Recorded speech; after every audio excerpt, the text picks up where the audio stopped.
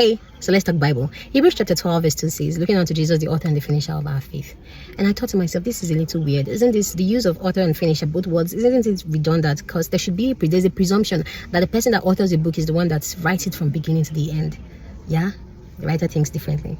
Because he had seen firsthand in his day, although Jesus authored people's faiths, they didn't give him the joy of bringing their faith to the end finish line. They didn't give him the joy of saying it is finished over their lives. Let's take Judas for example, one of the disciples, the best people, the best privilege anyone could have ever enjoyed on earth. Jesus authored his faith, obviously, but did Jesus finish his faith? Definitely not.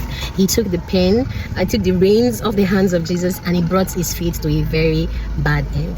Now, many times in our lives, some situations happen and sort of like just change the trajectory of our lives. You know, those situations are calling for the right to authorship of our lives. They are calling for the right to finish in the story of our lives. And I think we shouldn't let that happen.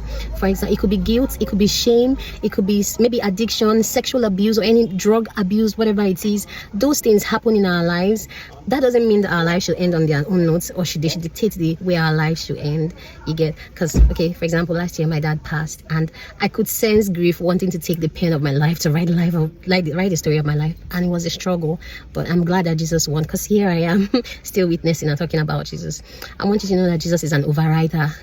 So whatever it is has been written, maybe you have a few messy chapters in your life, Jesus is an overwriter.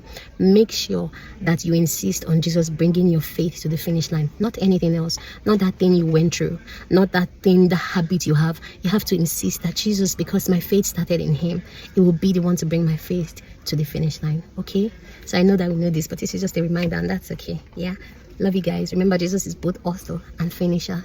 We don't take the pen from him in the middle. Okay, have a great day.